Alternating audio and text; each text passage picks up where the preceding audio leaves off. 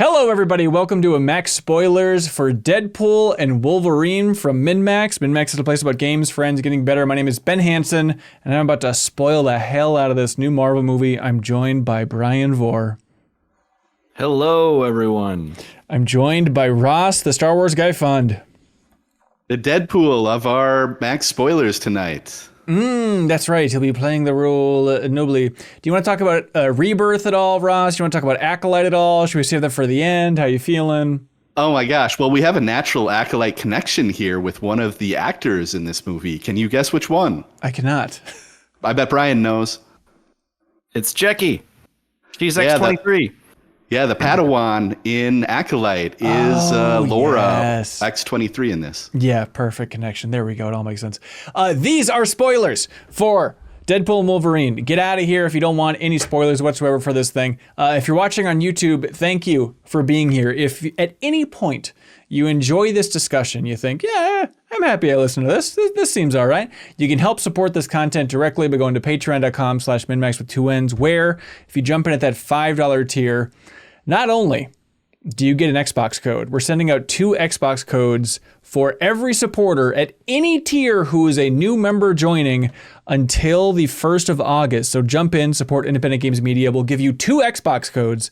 So not only do you get that, but at the $5 tier, you also get the podcast version of this Max Spoiler, all of our previous episodes of Max Spoilers, the podcast versions of The Deepest Dive, including The Deepest Dive on Elden Ring and Rebirth, which Ross was on not too long ago. So there's a lot of good stuff in there. So thanks for supporting us directly there. I apologize, gentlemen, for making you come to this movie with me and then taking the obnoxious route of like, I don't want to hear a word. We're not going to talk to each other about this movie as we quietly shuffle out of the theater. So thank you for your patience on that. We've done it before. Yeah. And so we've got good practice. And I think the rest of the theater was rowdy enough for us to not be talking at all. So okay. There's a lot to unpack with this movie, believe it or not. We're going to get to absolutely every single bit of it. But the crowd, I'm glad it was basically a full theater, full house. A couple interesting details. You know, I think like towards the end, there was somebody in the front row just yelling meow loudly. Yeah. And I was like, and it was a different person than the guy in the front row who kept burping. I hope he's okay. And at a certain point, it's like, I guess this is a stereotypical Deadpool fan. Is that what that means? Is someone just yelling meow in a theater and expecting it to be funny? It's like, God damn, it's so annoying. And then Brian, at a certain point, you and me looked at each other like, hang on, what is this? Can you believe this? Because sitting next to you was... All right, there was a gentleman next to me, and then 1 seat down from there was a small child. So small. 5, right? 5-year-old, maybe 4? 5, 4, 5. At 3, 2, maybe 1. Low 6, but like no more than 6. Woof, Seemed like he was loving it. Yeah, I guess. Like I heard then at the end they kept screaming like balls, balls, balls. Like, okay, well I guess that's a funny takeaway for you. Like I cannot imagine being that young. And specifically, spoilers, everybody. I was thinking about it like, yeah, sure, hey, pegging, a bunch of jokes about sex, a bunch of naughty language. I think the worst part for 5-year-old is the Cassandra Nova finger in your brain scene. Like that final scene where she's working through the mind of, our dear friend Tom, Paradox himself, like that was so disturbing. Every time she's going over his eyeball and it's like bulging out a little bit. I mean, don't you think that's what's going to scar a kid more than making a joke about cocaine?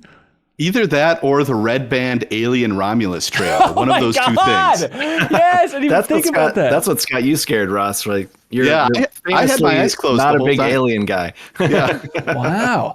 And then I would say maybe it's just a character getting his complete skin removed and all of his organs and bones falling together. Yeah, I guess that would do it. Maybe that would do it more than an eyeball bulging, but no, it's like I think of all the dumb things that I was scared of as a kid, and it was much more chill. Like it was like the characters getting sucked into the robot wall in Superman 3 and turning into a robot. Like that was still, like, thinking back, like that's probably very hilarious now compared to the stuff this child has just been injected to. Yeah, I think we can all agree. Don't bring your child. Don't to, bring your child Deadpool. You should bring your child to the Bob Dylan movie from James Mangold, though, because Ross was freaking out. He didn't know it existed apparently until the trailer started rolling, and his eyes were bulging out like Matthew McFadden. Did they make a Bob Dylan movie? And then Ben's like, yeah. And then they like reveal who Bob Dylan is, and it's Timothy Chalamet. Outrageous. Va-va-voom. And then, James Mangold directing, and then that's the fun thing, is that Deadpool Wolverine opens with the greatest homage you could ever hope for to Logan. Like, that was pitch perfect opening for this movie. Just the idea of like, yeah, you're wondering how we're not gonna defile Logan? Yeah, we just are. Like that. But then I think the sweet 180 is then by the end of the movie, like clearly the movie loves Logan so much. And so if they had to run the entire thing by James Mangold, I can't imagine if he knew like the extent of the love letter that he could put up much of a fight of like, yeah, don't dig up the corpse. It's in poor taste. Yeah, they desecrated the corpse and then turned it around and had Laura be the linchpin of like the biggest emotional moment of the movie. Right. We should probably dive into the biggie. Brian, what did you think of that movie we just saw together? Oh, well, I don't know. I kind of like that there's like one character that can break the fourth wall, like Deadpool. Like, there's not been 12 Deadpool movies. This is just the third. I feel like they've all served a purpose. I feel like, people may or may not be sick of Ryan Reynolds now. I don't know. But you can't argue that he fights every time really hard to get these movies made and get them made the way he wants them to. And I really hope some special features on a DVD or whatever go into how did he pitch Hugh Jackman, like, who was so like over being Wolverine, to come back for this. I know they've been like buddies forever, but apparently like that's a big ask, right? Yeah, they've done, I think, every interview known to man, and I think the angle is like, oh, I got to find the story that's just right, and then Hugh Jackman left him a long voicemail that was explaining like, all right, I have a pitch, and here's how we can do it. And I'm really curious what the extent of that story was, like what was the hook necessarily that got Hugh Jackman. I can't imagine he was like coming in from the angle of like, okay, so it's taking place and it's a different version of Wolverine. Like I don't think it'd be that. It'd probably be some emotional hook in there somewhere. But the movie definitely made you think about Ryan Reynolds a lot. It accomplished that for sure. It did. I bet they convinced Hugh Jackman the same way they convinced Chris Evans. Boatload of cash, is that the idea? Yeah. But that moment truly got me. Yes. Chris Evans, I was like, I can't believe they got him back for this to be Captain America again. This is outrageous. And then when he yells "Flame on," it blew my mind. Yeah, fantastic. That theater reaction was perfect, and I was kicking myself like, how did I not see that coming? Because it's like he had like the blue underneath, and in my mind I was running through like, okay, well this could maybe like be a different version of Captain America because he swore, so maybe this is him from like an alternate timeline. And then the flame on moment was absolutely perfect. Like they were really ringing that throughout the entire movie. Like the callbacks to Johnny did not stop up until post-credits stuff. Like it was really, I didn't expect it to be that big of a thing, but that was incredibly perfect. Yeah. Yeah, it really just like rewards like a surprising, like all-encompassing kind of Fox Marvel era. Right. It's surprisingly like almost a love letter and like a official closing of that chapter.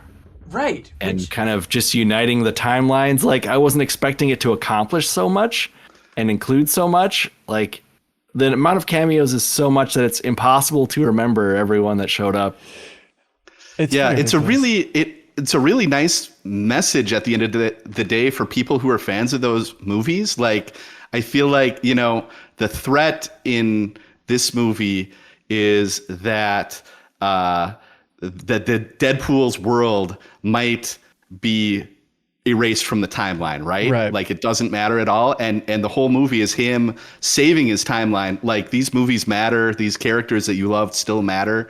And maybe you'll shed a tear if you watch some behind the scenes clips to a Green Day song in the end credits. Yeah, it got me. And I mean, even like, I feel like those X-Men movies have been ringing our nostalgia for so long, but it's amazing. Like, yeah, you still got me. Like, even Days of Future Past, I feel like, all right, clearly this is the extent of how far they can go with X-Men nostalgia mining, but they still find new layers to it. And, you know, I think is the most interesting thing about like just the framing of this movie and the post credits or like the during the credits making of behind the scenes clips really drive it home of like so much of this movie felt like, you know, a story about actors and actor egos.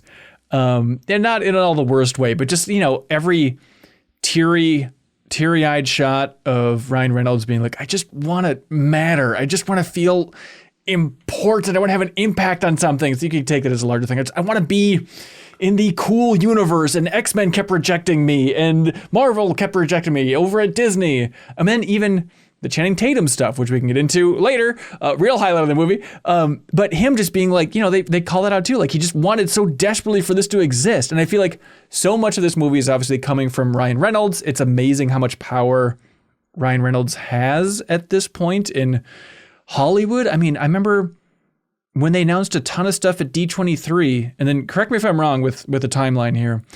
Tell me if it's the sacred timeline, everybody. But the way I remember it is like they announced a ton of stuff at D23, and then like a week and a half later, Ryan Reynolds just posted on Instagram or something like, hey, here's the director of the third Deadpool movie. It's Sean Levy. And I was like, how does he get to do this?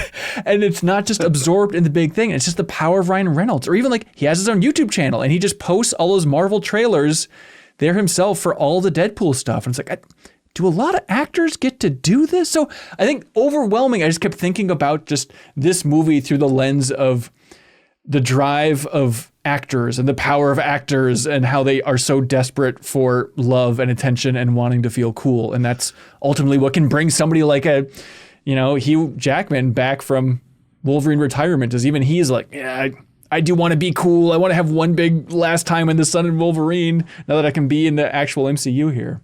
I think it's interesting, a stark contrast when you put Ryan Reynolds' passion project and all the stuff he gets away with versus Dwayne "The Rock" Johnson's Black Adam attitude. Right. Yes. It's where he's just like, I'm going to be the toughest, baddest superhero that's ever existed, and we're going to serve Terramina at every party. You know, like it's just two different takes, but it feels like Hugh Jackman's more about bringing other people in and getting like them getting laughs, them getting cool moments.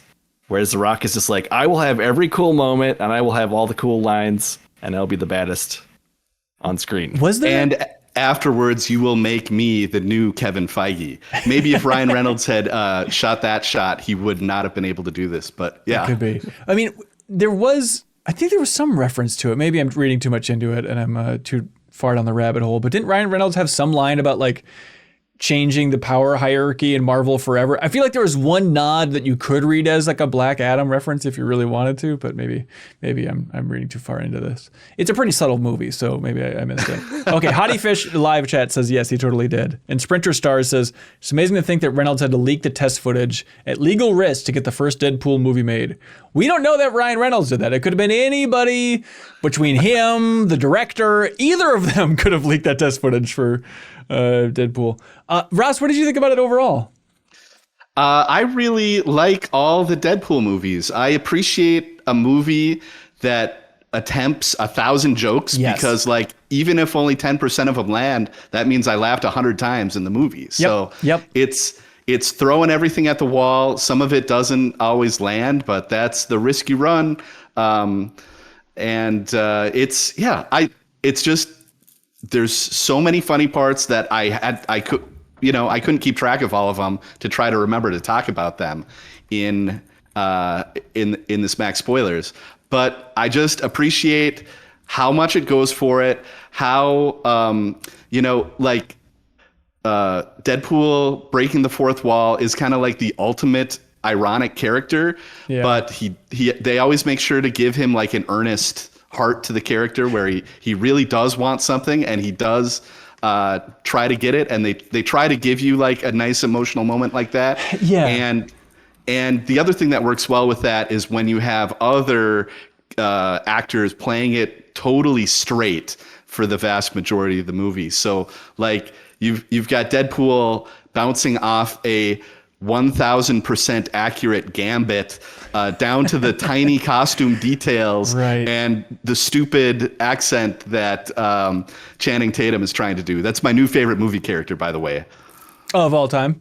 Yeah, of all time. Yeah, that was, I think, maybe that has to be the cameo highlight for me, and just that overall theme of like, yeah, this movie is made for people who remember reading how much Channing Tatum wanted to do that Gambit movie, and it was in production over and over again, and then would kind of fall apart. Was it like Drew Goddard was directing it at some point? I know he's attached to a bunch of old Marvel stuff that didn't quite take off, but yeah, like that, the constant accent jokes, but then following it up on that with then like the action scenes with Gambit were freaking awesome.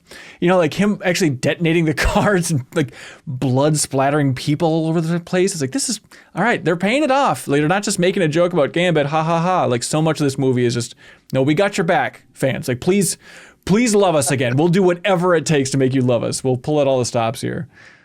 Yeah, that costume was incredible. Like the trench coat, like the metal boots, the head thing. I don't even know what you call that. It's not a piece of clothing that a human being wears, but only in the comics. And I just really got a kick too that they didn't have him just do cards. He was doing that purple stick all over the place too. Plenty of purple stick. It's all over the place. Yeah. It's been a really good year for Gambit between this and X-Men 97. Yeah, absolutely. I was, before this movie, like, I get the cynicism about Deadpool. I 1000% understand the people who were like, enough of this frickin' sucks. And Ross, I'm totally with you. We're like, you know, I love old Zucker Brothers movies. You know, like, give me a movie with 1,000 jokes per second. I'll defend Scary Movie 3. You know, it's like, if you just volley jokes at me, I will have a good time. You know, Jerry Seinfeld's Unfrosted, kind of the same thing. I'm like, just keep them coming. Something here is going to be good. And, you know, for me, it's maybe 50%, 40% of the jokes in Deadpool and Wolverine land. But like, again, I'm laughing a lot throughout the entire thing, even if there's some jokes that I truly hate. And it's just how many, okay, I'll save some criticism of the comedy later on, I suppose. But I ended up enjoying it. I think, I mean, if I had to rewatch any Deadpool movie, it'd be this one by a mile, you know? But Brian, I must correct you. When you say the only Marvel character breaking the fourth wall, have you forgot about our beloved She-Hulk so quickly? Do you remember how big of a swing they took with She-Hulk? Yes, that's true. That is true. I mean, the great Disney Plus gag of her like crawling through the panels, like that was so good. And I like She-Hulk more than the average person. I'm aware of that. But like, I was expecting, like, do they have to acknowledge it at some point with all the jokes they can make? Do they have to acknowledge the tiny elephant in the room of like, yeah, there's another Marvel character who also does the exact same thing that I do? There's for sure going to be a moment in Avengers 5, right? Where She-Hulk and Deadpool team up on the battlefield and throw people into our living rooms. Yeah, exactly. Channing Tatum talking about all that stuff in the Twitch chat. They say they really like the fact that Gambit's like, I think I was born here.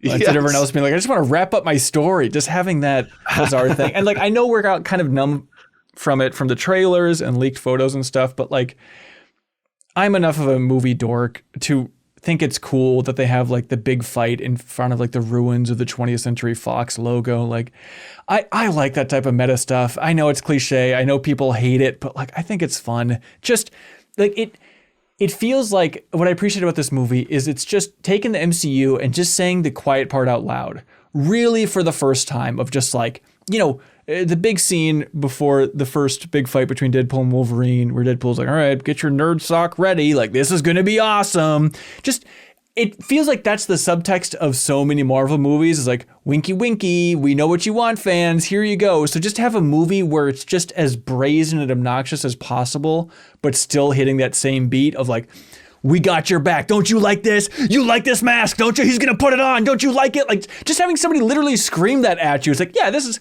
is how I read the other Marvel movies. So just to be fully on the nose about it was kind of refreshing in a weird way. Yeah, I was really happy to see that blue and yellow suit. I know we'd seen it in trailers and photos and stuff, but just seeing it pretty much the whole movie, they're both just like these kind of polar opposites, like the yellow versus the red, and how they work together and contrast each other at all times. But I was seriously surprised when he pulled the mask up. Yeah. And, had the eyes and everything. I'm like, oh yeah, they figured out how to do the white eyes effectively and convey emotion still with the Deadpool mask and the Spider-Man masks and everything. Like, they've had time to figure this out. So now it just works perfectly with Wolverine. And God, it was cool. Yeah. Very cool. I did have a moment of like, maybe that mask does kind of look dumb. Maybe there's a reason they didn't. There's a couple shots of like, I don't know about that. Very CGI stuff, like when they're jumping out of the bus and stuff, where it's like, this looks a little rough for CGI hue, but sure. Yeah, for me, the yellow costume Thunder got stolen a little bit by X-Men 97, which I don't know if you guys got all the way through that, but at the very end, there's a joke where they go put on old costumes, and I think it's like Cable, who's there from the future, is like, "What are you guys wearing?" And Cyclops or somebody is like, "What were you expecting? Black leather?" Which is like the spin on the joke from X-Men 2000, where they were like, we would never wear comic book costumes in this comic book movie. Right. Okay. Wolverine's past in this movie, I was confused. Like the idea of Paradox being like, oh, what this guy did is so much worse than anything you could imagine. I'm like, oh, this is going to be crazy. But am I reading this correctly? So what it was is he just got drunk instead of protecting his friends, and then they all died, and then he went on a killing spree after that. That's it? Not that, his mass murder spree isn't remarkable, but I think I was expecting something wilder than just like, yeah, he got drunk and then just kind of walked away. The end. Yeah, that was it. He did that and then like not only killed apparently whatever the soldiers or whatever that showed up, but also I guess just killed everyone that he wanted to. I don't know. And apparently with that kind of ruined the X-Men and all mutants' reputations in his world. Right. Like there was no going back after after all the people he killed, innocent or not. I don't know. Yeah. Yeah, that was a weird plot point. I was also maybe a little distracted by the meowing at that point, but but I think that was the gist of it. It didn't really fit well with him being in the bar at the beginning and like everybody being mean to him if he's a gigantic mass murderer of humans, but well, when you're at the bar and a mass murderer sidles up next to you and you're just like, this guy, don't buy him a drink. You know how it goes, Ross. Yeah.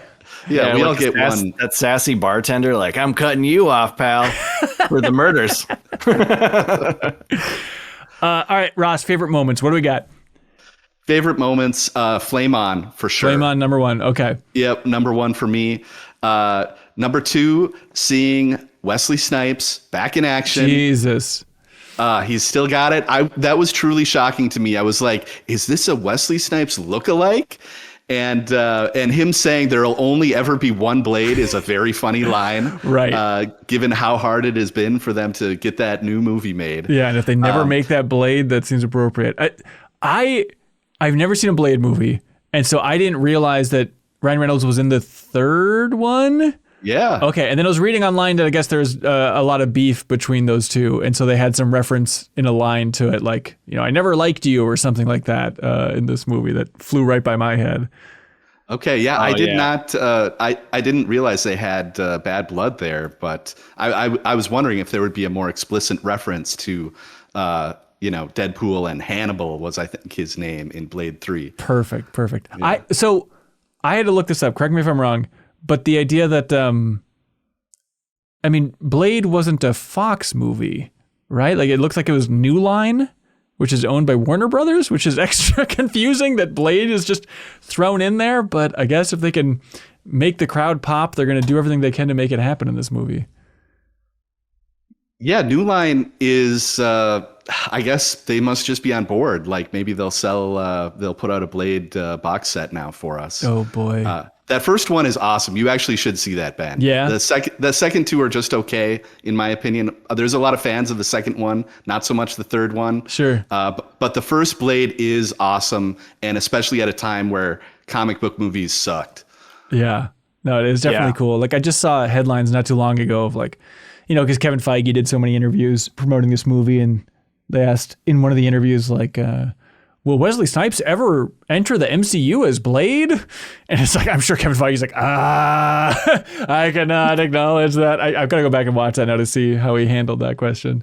He's got like probably 300 things he's got to remember not to talk about. Like, Right. wait, is that trailer out? Do people know about this yet? Like, if I were him, I would never want to say anything to anyone. No, there's absolutely no point. The Elektra bit was great. Like that leaked online, and I'm enough of a nerd to see that stuff ahead of time, but still I thought that was great. And then the like talking about the Punisher that died trying to fight Nova earlier, and then the Daredevil. It's just like, don't be sorry about Daredevil. That's fine. Yes. When they brought out that Punisher rocket launcher, all I could think of was it must be the one that he shot the parkour bad guys with. It has to be. Yeah, I think that makes sense. It has to be. The A reference only I care about, I think. No, it's appropriate. So okay, I don't want to be Debbie Downer. I'm not trying to be Mr. Cynical, I swear. But like that Blade entrance was like, oh, and then it was just gut punch silence. It was my read on it, like with that "you're retired" joke and like his rebuttal. Like I thought that joke sucked on several fronts. I'm not saying like an offensive joke is okay if it's funny, but it would have helped a little bit. But like, did I have a wrong read on that? It felt like it just got 0 laughs for their big retired line wordplay thing that I won't get into. But it's like, what are you doing? Was anybody else deflated in that moment? Is that just me? Yeah, for sure. It's you don't drop the R word even to like, I don't know, mishearing jokes. Like, it's just, it was so bad. And then like on the complete opposite side for just lame jokes, just like the fact that it's Deadpool and he's making he's behind me, isn't he? Joke. Like Deadpool's supposed to be making fun of people who make those jokes. Come on, man. I was like, there's going to be some kind of crazy spin on this, right? No, Right. He just did he did it. He really went there. And again, last bit of bellyache, and I swear, but like, we talked about it a little bit on the MinnMax show, but how many jokes can we make in this trilogy now about, isn't gay sex funny? It's kind of funny that men have sex with each other, right? Gay sex. It's like, well, no, but Deadpool is pansexual, so it's okay. But it's like having a theater laugh at the idea of like, what if these two guys had sex? Like that is just beat into the ground like a dead horse. It's like, holy F, you guys. What year is it? Come on, y'all. it is at least 25% of the movie. Yes, right? It really is. It really is. It is just unbelievable. But then theater was laughing. So I'm the fool. You guys stayed away from a lot of I was pretty much in the dark about all this. I did look at a TV guide thing. It's like, what should you watch before Deadpool versus Wolverine? Okay. And I kind of checked that out just to kind of remember like, oh yeah, okay, this is what's going on in X-Men, all this. And then it had a bunch of stuff at the end that was like, these are important. All these X-Men movies, here's a summary. Here's Deadpool 1 and 2, here's a summary. And then it was like, if you want to watch some of these other ones, and for some reason I didn't make a connection, they're like, these aren't really important, but these are other movies that happen to be in the Marvel and Fox universe. And it was like Blade and oh no, like Elektra, but I for some reason didn't think like, oh yeah, this means I'm being spoiled on all the cameos. So well, good for you for not thinking too hard about it. Yeah. Did it say you should watch Loki season 1 episode 5? That was a good The one thing that was called out in the movie. Yeah. I'm glad they did that so that I didn't have to elbow Ben and say, hey, that's from Loki. Yeah. I haven't seen 2 of Loki. Did I? Am I missing anything with this with Deadpool? Oh, interesting. No, actually. Yeah, there's nothing from season 2 of Loki in here, I don't think. Not really. There was some like posters on the back wall of the big control room at the TVA there that are like an image of like, they're kind of like an hourglass image. And that is, it's not something that would ever spoil you, but it is a reference to the end of that season of Loki, which is super good. It's not as good as the first season, which I loved, and I know you guys weren't as hot on it as me, but season 2 I thought was also very good. Yeah, I was a little bit lukewarm on both seasons, but the final like sequence in season 2 is really, really cool. Like it's some of the best stuff they've done on TV for sure. Okay. Did they just go all in on Jonathan Majors? Yep, really To leaning an into it. unfortunate degree, yes. Yeah. God, I was hoping, and again, this is what Deadpool's playing with, but like, I love that villain in this so much. The Professor Xavier's sister. I thought she was so cool. Where it's like, just keep her alive. Keep her alive, put her in the Kang role, do that hot swap. I will take her as the villain for the next Avengers movie. Like, she seems awesome. Could not be more on board. And then when they killed her at the end, I was a little bit bummed. That was my Kevin Feige move of like, she'll do. We need a big bad. She seems awesome. Just make her live, please. I wasn't familiar with that actress, but I thought she was fantastic. And yeah, like, if you need a mega powerful villain, it's hard to do much better than Cassandra Nova. I'm not super familiar with that. I think that's from the Grant Morrison run of X-Men. Okay. Which I have not read a ton of, like in the maybe like the mid 2000s or maybe the early 2000s. But I know it is that's like a character that people hold in high regard. And yeah. The actor, she played Princess Di in The Crown. So it's weird to see her have just a completely different take, but like, I love it. And it was in the trailer, so maybe I've watched it too much, but I do love when she's like controlling Wolverine. She does it like, like she's just so funny with her little movements and then diving into people's brains. It's just hilarious. The bit about Juggernaut's helmet deflecting her mental prowess, was there any foreshadowing of that? Was that a thing? Or is that just, I don't know, there's a helmet, let's say, that also is the same as Magneto's helmet.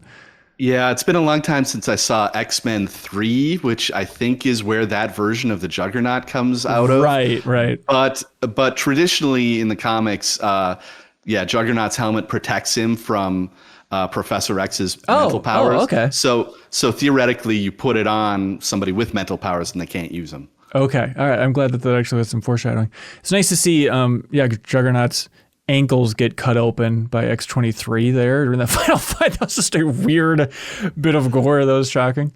Yeah. Okay. Other shocking thing is in The Void, I was amazed how much Mad Max they went for. Like, obviously they call it out like IP infringement, haha. But then to have like, is this your queen or whatever? Furiosa. It's like, were they banking on Furiosa just being a huge hit? Were they trying to line up of like what movies are going to be releasing around us, and they assumed that Furiosa was going to be a smash hit or something? Or maybe that's just, Mad Max is cool. Let's make those references. But there's a lot more Mad Max than I thought. Even like them having the cars that's basically Dementus's chariot from Furiosa. Like, how did they know that design that early for this movie? I got to figure out that timeline. Was there concept art released for Dementus's chariot ahead of time? How did that work? Maybe they're buds with Anya Taylor-Joy and they called her up. Oh, can you just give me some specs on?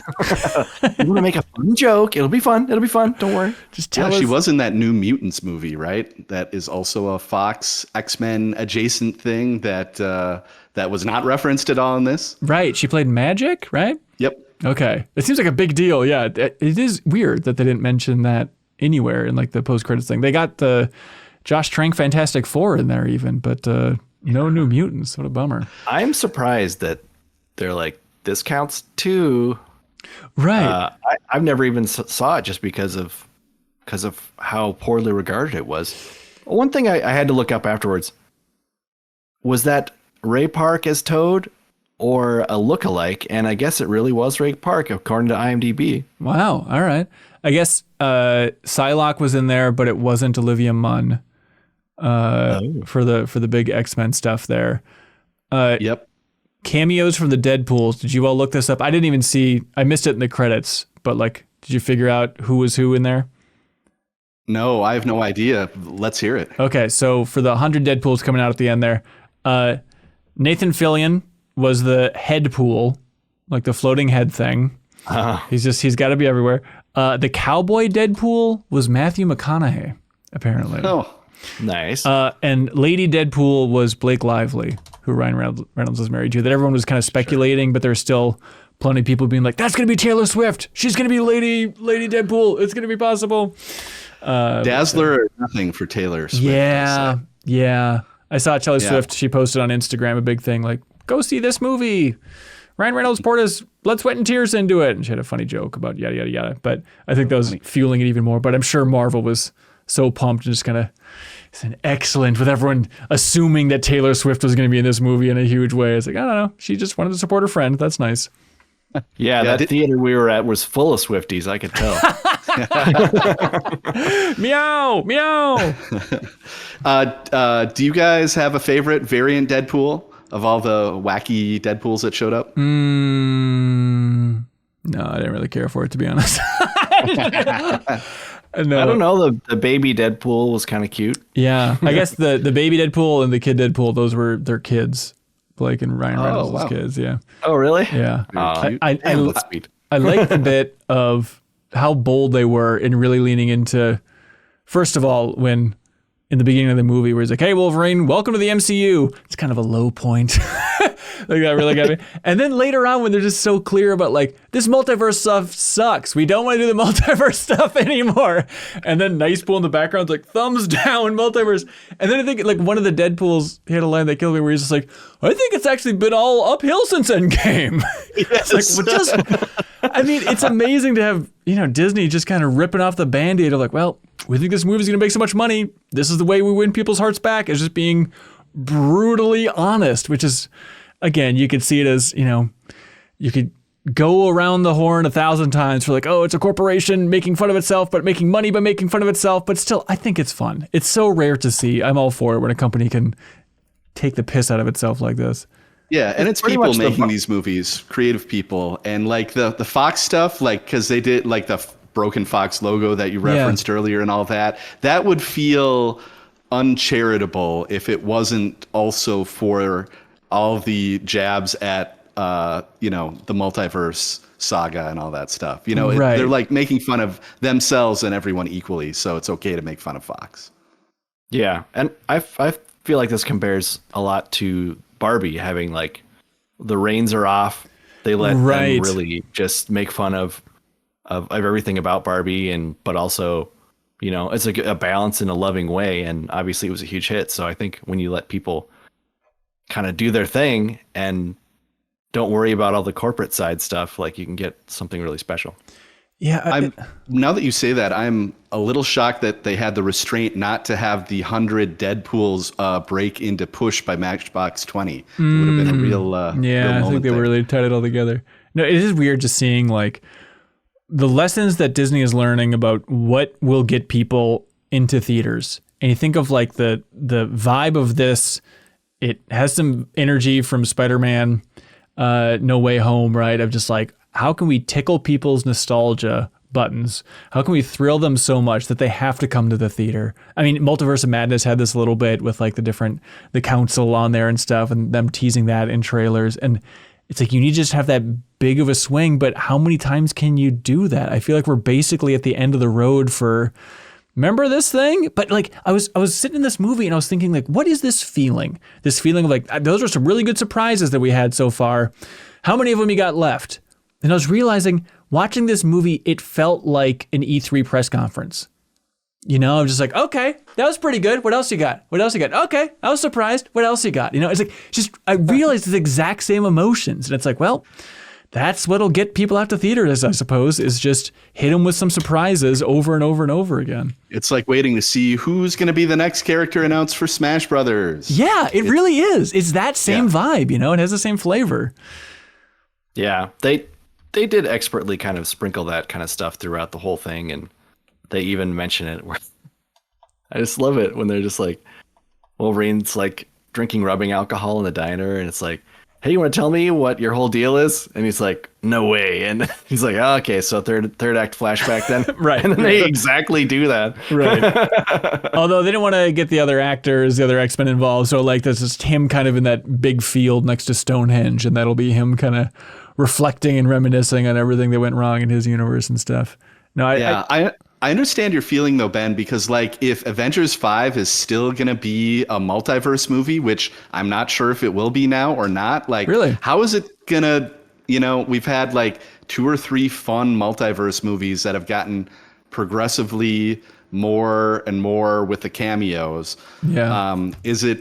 Are they going to go back to the well once too often with that? Or is there one more big fun thing, because like who else can you bring in? Who is bigger than Jennifer Garner as Elektra? Nobody. Absolutely nobody. No, I think that's true. And I think the best move they could do for the big surprise to get people to theaters is like for Secret Wars, that's going to be the end of the multiverse saga, right? And so with that, if they can just bring in and have another portal sequence, except now with absolutely everybody that they've shown in the MCU. Like if you bring in the TV world, you have Oscar Isaac next to Miss Marvel. I mean, they could still have some wild moments just seeing an even bigger crowd on the screen. And that seems like the big play that they could have.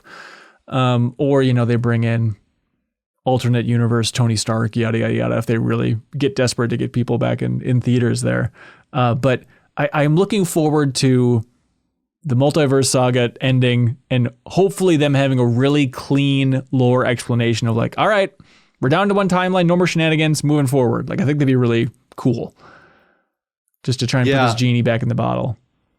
Based on how Loki season 2 ends, I feel like it'll still always be a multiverse. Like the things that you love always still existed in their own worlds, but we can focus only on our quote unquote sacred timeline for the movies and stuff going forward. I'm hoping that's what it is. And if you guys are familiar at all with the most recent Secret Wars comic, that's probably about a decade old at this point. It was Jonathan Hickman. It ends in a way where a new villain kind of becomes the new big bad, and it kind of takes it from there. And I think I wouldn't be surprised if the MCU goes the same route. Yeah. It is weird that, the entire framing of this movie is welcome to the MCU. Here we go. And even Kevin Feige in interviews, he's like, this is it. Mutants are finally in the MCU. This is it, everybody. It's what you've been waiting for. Like, he's been really explicit with that, but the entire movie and the end of the movie, they're not in the timeline of the MCU. And it's such a weird and dorky fun thing to think about, is like, well, this is an MCU movie, but they're not really in the MCU because they're not in the right timeline. They're still in the Fox universe at the end of this movie. So it's like they're still leaving so much wiggle room just in case Ryan Reynolds has too much of an ego and he can't fit within the Marvel system, that they can just leave him out completely. I was not expecting this. Like with all the trailers of them jumping through the portal and stuff with the sling ring, I really thought like, all right, that's going to be the entrance into the MCU and then that's it. But we didn't get that. They got to save that for a future event if they do it. Yeah, we had the brief MCU 616 Earth scene to start it out with Happy Hogan.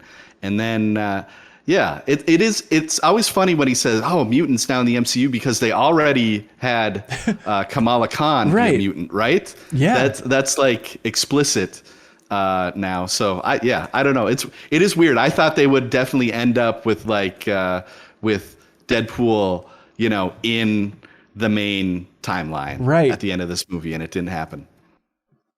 But I guess maybe they just want that moment of when it does happen in the other movie. Like that's the fun, is seeing him walk into that universe basically for the first time and interact with these characters. But no, I did really like the moment where he brings down the boom mic and he's like, "F you, Fox, I'm going to Disneyland."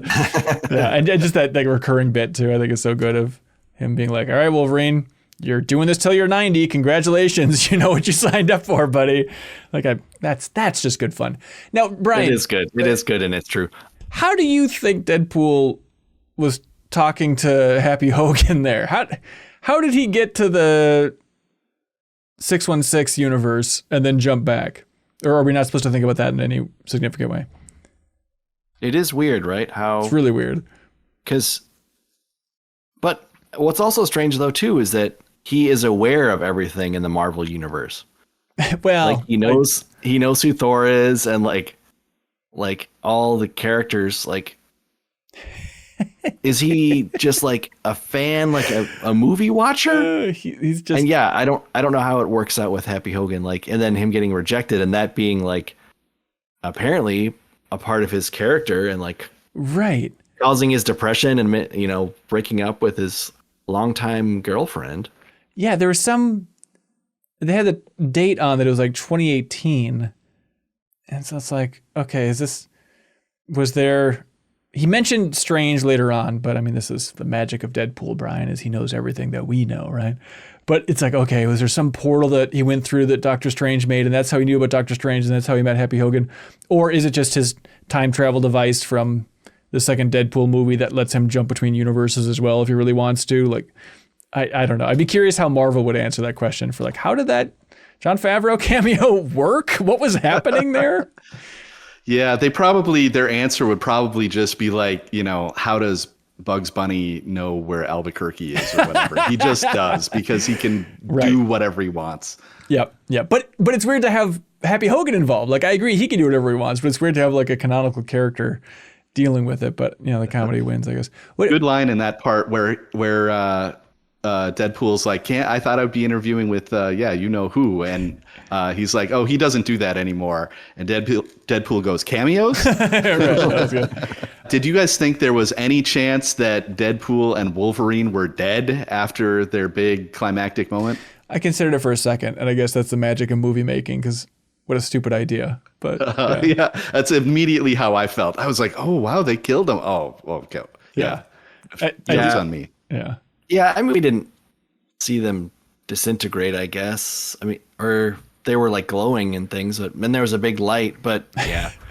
Right. We should know that they weren't just both going to die and have a depressing ending. I like the explanation too of like, but there are two of us, and Madonna's Like a Prayer is playing, so we can't die. It's like, I'm not Power of Two.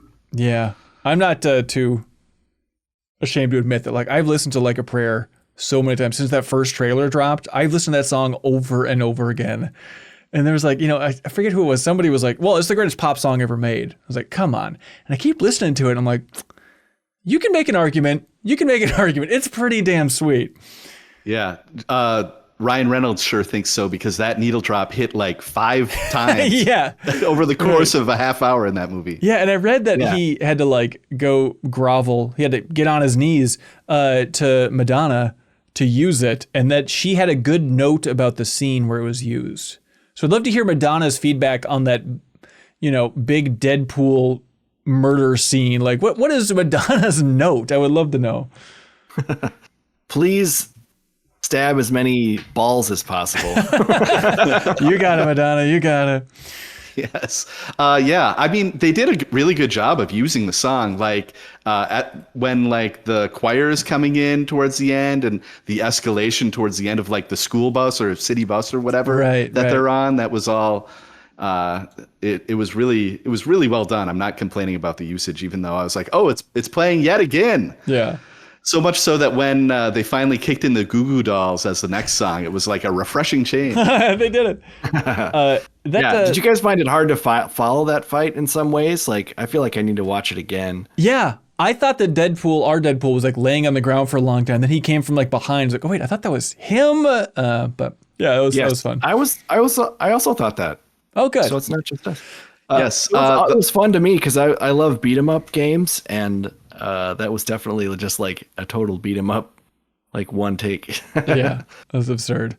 Hallway fights are like almost a cliche now, but I love them, and I've never seen one that I didn't like a quote unquote single take or single shot fight over a distance. Like, it's definitely the type of thing that I'll go back and I will watch only Wolverine on this watch through, and then go back and watch only Deadpool, and there was tons of great choreography in this movie, both in like that fight scene and especially like the opening fight scene with like very rare for a Marvel movie to have an opening credits scene. Yeah, but worked really well. Like Deadpool doing nunchucks with dead Wolverine's arm bones. I think they were excellent.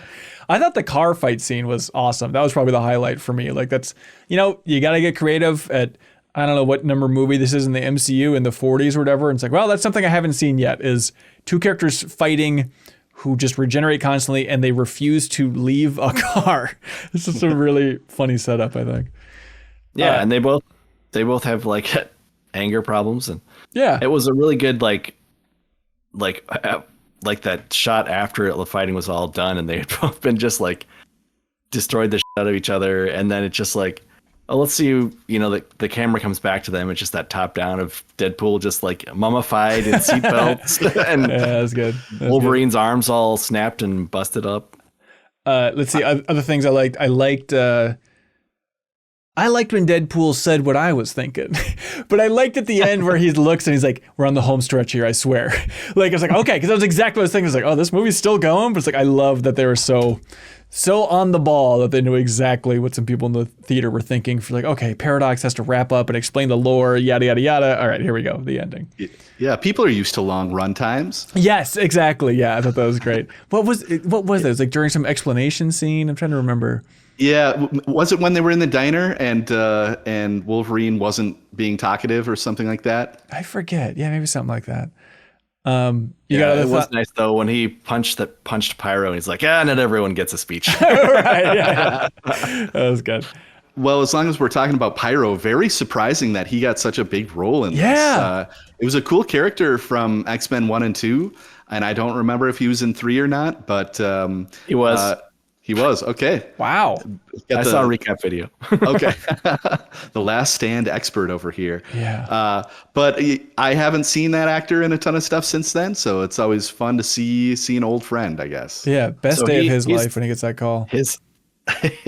So his big moves in 3 was to do a combined adding fireballs to the cars that Magneto was throwing at people and I guess the Alcatraz base. Because if you recall, Magneto lifted the Golden Gate Bridge and used it for people to invade Alcatraz, which was like a mutant holding facility, I think. Yeah, it was perfect. I really like the recurring bit when they're trying to figure out who's alive in the team and who they can use to attack the base. And they keep, oh, Magneto's dead. Damn it. Like, yes, we really so need upset Magneto. About that. Yeah. Another thing I just thought was funny was that all of Deadpool's friends and family are just there to be like the girlfriend in peril, quote unquote. Right. And so it's just all of them, including Colossus. He's just there. He's just in peril from afar. Yeah, it's confusing. Yeah. Okay, what was this bit? I didn't understand this joke. There was the guy with the beard, which I don't remember the other Deadpool movies enough to remember who that guy was. But do you remember this? The guy with the beard at the party? And he's like, "Are you improving?" Remember?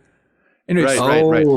The like older guy. Yeah, and there was a scene where Ryan Reynolds was talking to him. I'm sorry, Wade Wilson was talking to him, and he just said like, climate change, blah, blah, blah. He was just like rapid firing through all of these things and telling it to the guy with the beard. And I didn't understand what the joke was there. It was just, the best I could read, it was like he was just naming a bunch of things that you never would think would be in a Marvel movie or that they talk about in a Disney movie. Am I just, help me out, comments, because I did not understand what that bit was. Do you guys remember this?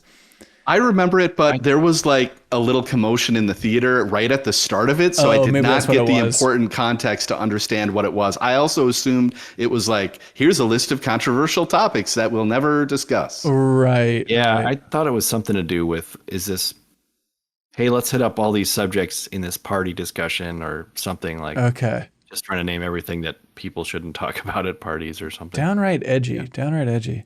I really did think they were setting up Chekhov's cocaine party for the end of the Ooh, movie. interesting. But it really must be the line that you can't cross. I thought they're setting up Chekhov's Thor scene. Like that, or like the Spider-Man thwip in the car. It's like, are they going to go there? And that Thor dangler is fun and interesting. I think that's exactly what the MCU needs right now is like, here's a weird shot of Thor crying over Deadpool. We'll get there. And yeah, that's for sure an Avengers moment, I think. You would think so. But if they never get to it, that's kind of fun too. It's like people are still screaming about that line from it's Infinity War, right? Where Loki's like, the sun will shine on the two of us brothers once again, Thor, and people are still trying to piece it like, when's that going to happen? It has to happen. They said it would. Let's see. I like having just a dash of the Hulk in there and the crowd like losing it for just seeing. One guy in particular was like, yes, I saw the Hulk's arm and his leg. Yeah, that joke really got me in the beginning too, where he's jumping through all the different Wolverines, and one of them was like the 4-foot Wolverine, which is cool to throw in there. And then the one where it's just like a pile of red skulls, and I guess it's like an X-Men cover, and then like Wolverine on a giant cross being crucified, and like this Deadpool being like, need any help? It's just something like that. That's great. That's great. He just kind of like backs out. Ross, do you know, is that what comic that's referencing? Or maybe the chat knows something about that comic because it's really impactful, I would say. Yeah, I don't know that exact comment or comic that it was referencing. There was a different one he went to that I think was probably the Days of Future Past Wolverine from the future, like that famous X-Men storyline. Yeah, is it that crazy one in the alleyway. Yeah, that crazy guy. Oh, okay. And then was it Old Man Logan, the guy just with the gun on the? Did he have a gun? The guy on the porch? I think he had a gun, right? Yeah, he had like a shotgun under the blanket, classic porch trick. It was weird during that big fight in the street, by the way, when Wolverine just picked up the guns and like shot a couple guys. Like, I don't know if I've ever seen that. That's a new strategy for Wolverine here. Yeah. And then the biggie, you didn't talk about it yet, but then having the Wolverine turn around, it's Henry Cavill. That was fun. That was fun. They keep crossing the lines, and they crossed that one nice and early. That was cool. Yeah. It was weird because it was like, that Wolverine looks extra beefy, suspiciously from behind. Yeah. And I guess I didn't catch it, but apparently he did. Like, he shot out his claws, he snicked, and he did it like in a double layer thing, like the famous Mission Impossible Fallout, like reloading the fists. I guess that's how he unloaded the claws. Like, oh, that's excellent. That's a super good idea. That is really cool. I did think if we were ever going to get a Dougray Scott Wolverine, it would have been in this movie. He was a guy who was originally supposed to be Wolverine in X-Men, and then I think he injured his back on the Mission Impossible 2 like motorcycle stunt thing. Oh, really? Because he was the villain in that. Yeah, and that's why Hugh Jackman got called up to the big leagues. Oh, and that's why he was extra nervous, as you talked about at the end there. Yeah. I did like that line, too, for Henry Cavill. Like, sorry for how those heads next door are treating you. Or we're just talking about DC. It's like, that's pretty bold, man. Yep. Yeah, it's another weird Black Adam parallel, right? Right. Yeah. I suppose so. All right, what did we miss? Help us out, chat. People are asking about Nice Pool. The last thing I wanted in this movie was more Ryan Reynolds being funny. I was not over the moon about it.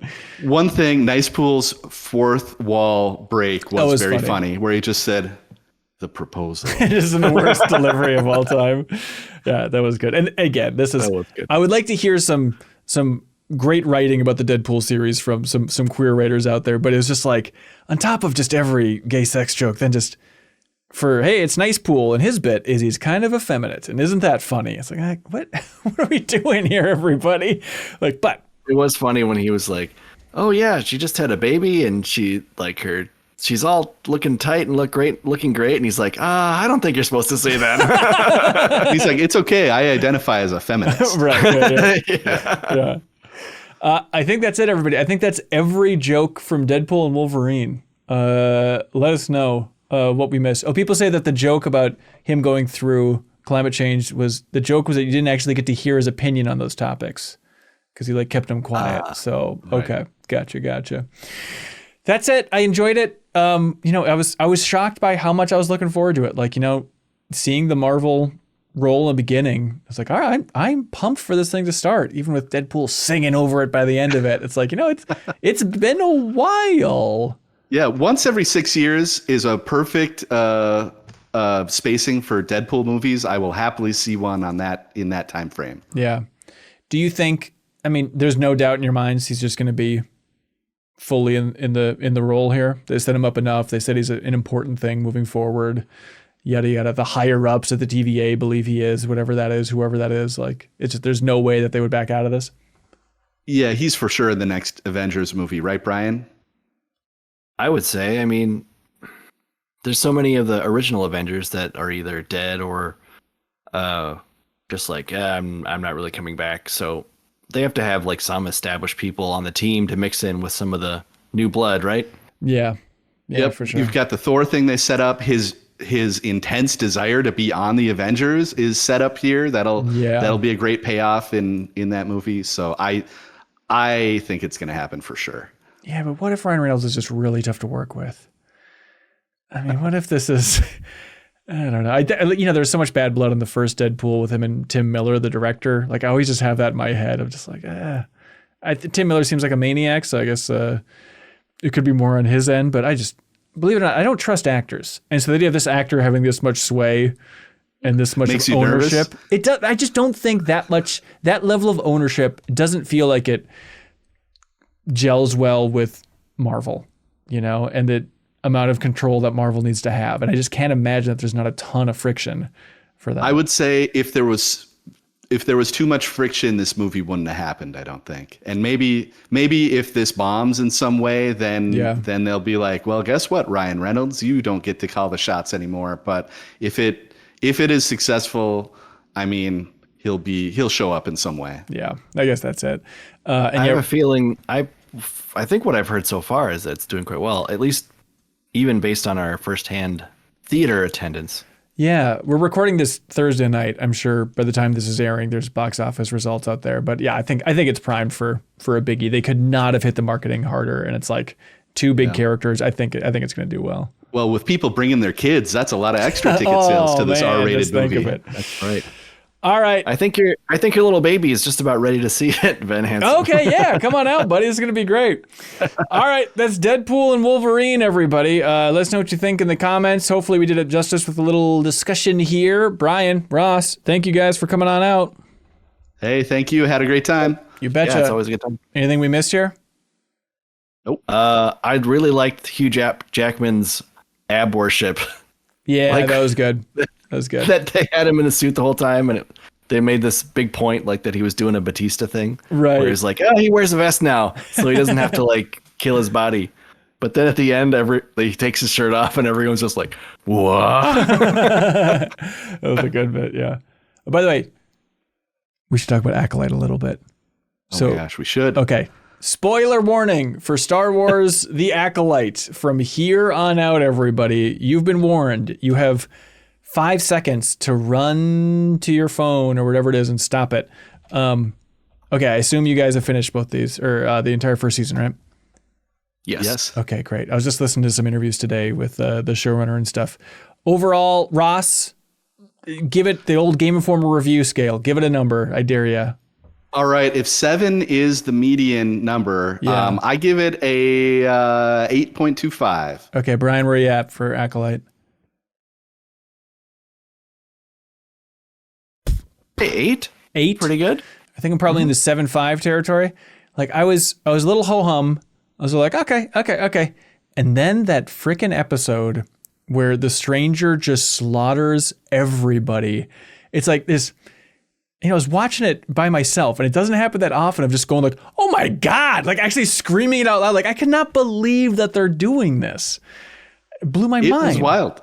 Yeah, I put a big premium on fight scenes, action scenes. This has the best lightsaber action since episode 1, probably.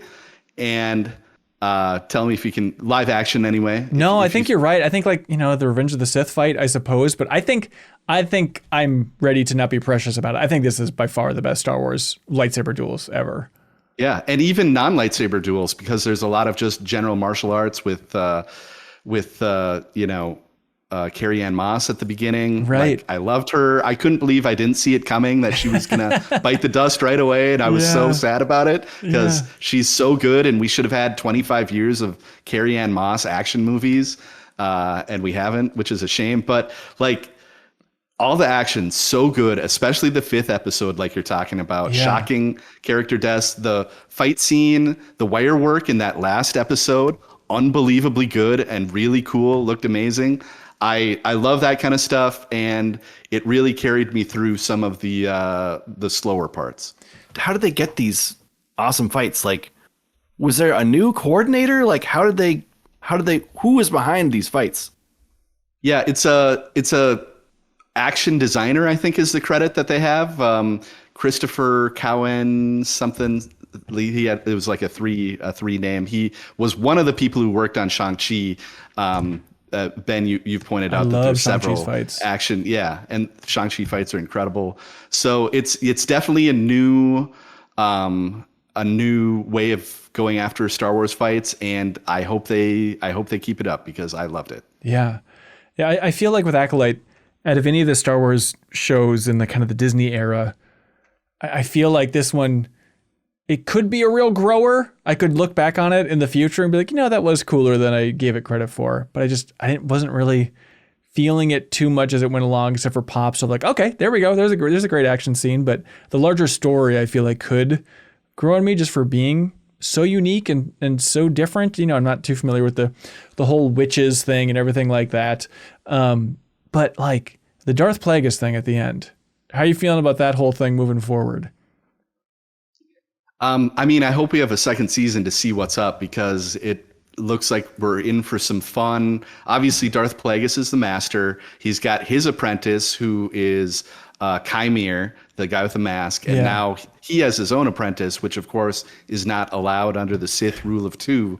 But they do allow it in that it creates a lot of drama, which I think Sith love. So I feel like second season, if it happens, it's a lot of like the two of them vying for the favor of the true master. Right. And maybe they're lovers, but they're also like, maybe they're going to stab each other in the back. And I feel like it ends with just one of them on top. I think that's right. Yeah. So yeah, when you're talking about hoping that the villain of Deadpool lives, I was very much like, oh man, Chimere, please don't get killed at the end of this. I had the same feeling for sure. So they had that weird line where the stranger guy, Chimere, that's how you pronounce his name. But when he's like, I don't know, I guess you would call me a Sith. And I was trying to figure out you've read a lot of those High Republic books and stuff like that. So are they called Sith during this period? Is it pretty clear that he is Sith, or are they still in the arena of, he's not exactly a Sith? And is Darth Plagueis 100% a Sith no matter what? Yeah, Darth Plagueis is, and Chimere, I guess, is as well. Like, one of the cool details of the show is that, like, the Jedi don't even consider that he could be a Sith. It would be like in our present day, if there was a bad guy and we were like, is that a Templar or something? Right. Because just something that doesn't. Is that a dinosaur? Yeah, exactly. Yeah. Something that doesn't exist for them anymore. They're like, the Sith are ancient history. Like, maybe they read about it in history class. Yeah. But so, yeah. So I don't know if it was meant to like throw people off the scent of like the Sith thing. People thought Knights of Ren could be a possibility. Right. Especially with like how often that the theme of Kylo Ren got played. Yeah. Which I don't know if there has been an explanation for that. I haven't dived into a ton of like post game recaps with Leslie Headland, the showrunner, but I haven't heard her talk about it somewhere. Yeah, she was just on the Script Apart podcast, and that was pretty good. And there was indie filmmaker or something. I'll try and find that podcast, but there's been a couple of good interviews she's on. I love it when people working on Star Wars just feel open and honest and loose in their interviews. Like, I think Rian Johnson was an amazing interviewee during Last Jedi's rollout. But so in the High Republic books, is Darth Plagueis mentioned at all? Is he a thing? But no. Okay. So it was never even assumed that he was alive in this period. Do you know if the word Sith has been mentioned in any of them, Brian? I almost think that it hasn't. Not that I'm aware of. All the villains are pretty much all like Nihil or Proto Nihil, because Hanson, the books have their main timeline, and then they tell this big story about these Nihil villains, and then at a climactic part, they're like, hey guys, next phase, we're going to jump back 100 years. What? And you got to start all over with new characters. And then they swung back to the main timeline, finally. And then the show is another 100 years in front of that, which there is at least like one. And at the end, we see at least two characters with Yoda that carry over from both the books and, going to the future with Yoda. But okay, it's really like non-Force using bad guys. If anything, I'm glad they didn't use this, but the big danger in the galaxy is like these creature things that can like turn Jedi to dust and make them scared. Okay, that seems pretty cool. Called the Nameless. Yeah, it's it's a cool idea. It's been frustrating in execution because the Jedi like keep learning about them and then keep being like, well, we shouldn't look into that any further, and then we start again from square one all over again. Right. And I get that some of that is to like show the flaws of the organization, which Acolyte's doing that too, right? They're covering up the cover up at the end of the Acolyte because they're afraid of losing their position in the galaxy and losing their power. But in practice in those books, it's kind of frustrating. Yeah. As the reader, you're very much aware of the Nameless, and like maybe come up with a name for them. If they're the worst thing you've ever seen, like let's come up with something. Let's workshop a title for this terrible thing. But or as at least the reader, give people a heads up on their existence. Yeah, as the reader, you're very much aware of what they are and what they do, and every new character you come across is just like, oh, what is this chill I feel inside? Oh no, I'm watching my best friend turn to dust. Like, yes, I've seen this before. It's not shocking anymore. How does Yoda come across in the books? Because I'm curious what they're going to do with them, assuming they get a second season of the Acolyte here. Like, is he goofy Yoda? He can't be goofy Yoda. He just has to be straight-laced, boring Yoda, which is the worst Yoda. He's used very sparingly in that he's often like out on a mission somewhere, or he's like hanging out with some kids, which is fine. But like, I think they rightfully view Yoda as like, if Yoda's there, he will just solve the problem and it will be solved. So he can't be around a lot. Okay. It's like Mickey Mouse and Kingdom Hearts, Ben. You know that reference. Oh, I see. I get it. It is. God, barely use them. So here's a question for the end of Acolyte then. So for Nestra goes to talk to Yoda, like I feel like she wouldn't do that unless she was like coming clean about something. So is she like cluing him in to, the conspiracy for one thing and how she covered it up to protect the institution of the Jedi, and also like her former student Chimere being alive and probably a real bad guy. I guess so. Yeah, she's probably it'd be frustrating if she was like telling him the story, but then omitting key parts. But I guess they've done a lot of that so far in the show, especially with, one of the twins not remembering key details now. So they're probably going to be playing with that idea of information being passed along. My thought was, if season 2 is just like Yoda on one side and Plagueis on the other, that's so huge and so wild. Isn't it weird that was Yoda ever aware of Darth Plagueis? Is there any acknowledgement of that at any point? Like, it's just going to be weird that now they will have existed and probably interacted. Like, are we going to get a Plagueis Yoda fight in this season 2? I really doubt that we will, but it has been pointed out that like Yoda knows about the rule of 2 somehow. At the end of Phantom Menace, he's like, oh, always 2 there are, no more, no less. Well, if the Jedi think that they have been dead since before the rule of 2, which is how that went down, how would he know about that? And maybe it's that he has this inside knowledge from Vernestra and does his own little investigation. Of course, that paints him kind of in a negative light, right? If he's like, well, the Sith are in existence, but much like with the Nameless, I just don't need to tell the Jedi about this. We don't need to worry anybody. Yeah, that'd be so huge. Ben, one of the key things that Yoda does in the High Republic books is agree with another Jedi to just cover up the existence of the Nameless and not explain it to anyone. That's cool. And that really comes back to bite everyone in the butt. Oh. So that would seem to plant the seeds that he's definitely willing to cover up this possible Sith threat, which is crazy because that's another 100 years before Phantom Menace. So like, he's like, well, that must just never have come to fruition. So I guess we'll see. But it'd be weird for him to actively confront a Sith and know there's one out there. But maybe, I don't know. Maybe Plagueis like falls off a cliff or something, or it's like, well, that problem must be solved. I don't know. Yeah, right. It's been a long time. It's like me when I ignore the check engine light in my car. I'm like, that's. Nothing bad has happened yet. It's probably not ever going to happen, right? Yeah, that makes sense. Okay, we got to wrap this sucker up. We hope you enjoyed a little bonus Max spoilers for Acolyte. Ross, Brian, thank you. Thank you for being here.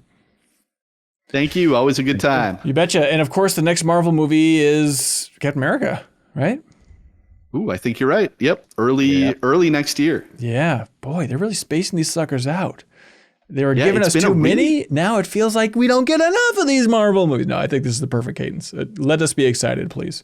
Take your time. All right. That's it, everybody. Thanks so much. See you next time. Goodbye. Bye.